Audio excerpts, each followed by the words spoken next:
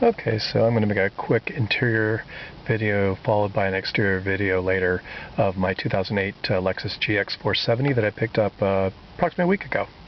Loving the vehicle. For 2008 they changed the wood to a darker wood from prior models, which I think is a much better improvement. Looks much richer, not so tacky looking. They use these chrome surrounds on the speaker grills. 2008 kind of classed up the interior a little bit more, but you know, it's Lexus and they do interiors really well, and they're put together just as well on the inside as the outside. We've got on here, we got two-person memory seat controls, including controlling the mirrors, settings, and the steering wheel height and all that. Down here we have you've got your mirror controllers. You've got your illumination dial for your dash. You've got your locking transfer case button. You've got the button down there in the left-hand corner for the 115-volt AC, which the plug-in's in the cargo area. In the middle, you have the middle button. On the bottom there is the button for the heating the mirrors, exterior mirrors, and then you've got the rear seat curtain airbag on and off switch for when you're like doing heavy off-roading and whatnot. You don't want those bags to go off unintentionally. Actually, you don't want them to go off at all unless you really are in an accident, right? Anyhow, I've got the Mark Levinson / navigation package, with most of these GXs have. I highly recommend having this package.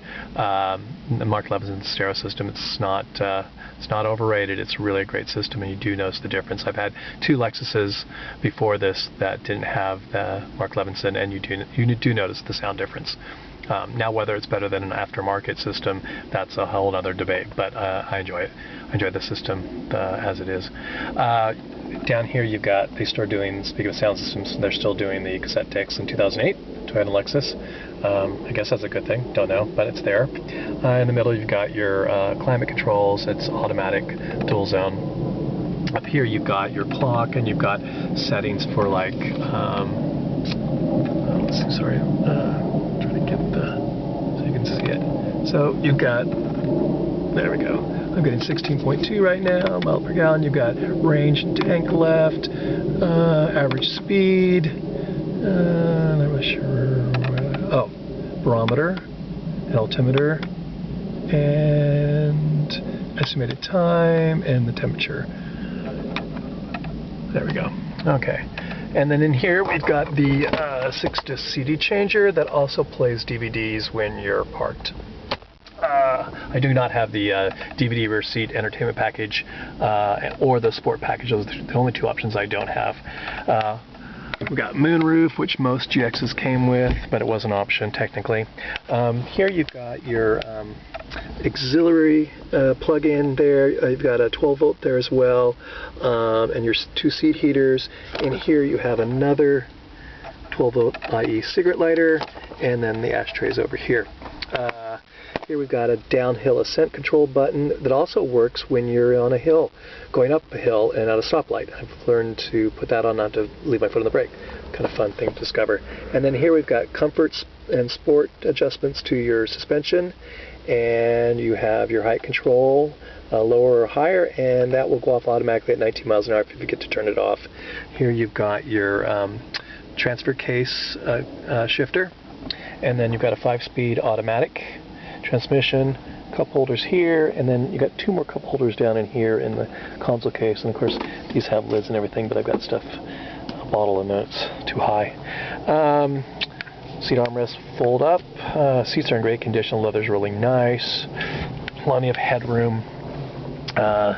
Rear seat, I've got the third row rear seats, which gives you air conditioning in the rear area and rear seat air conditioning controls, which you don't get unless you get the third row. So it's worth it, even though the third row itself is pretty worthless unless you have kids or somebody that has no legs, some adult that has no legs.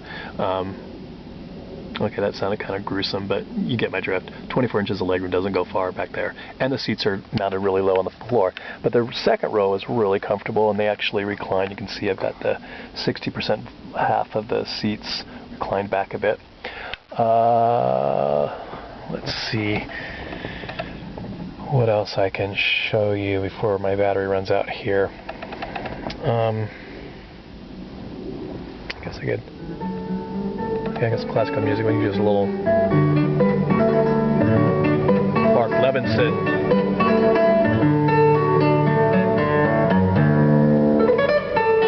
That's a pretty good stereo system. I really like it.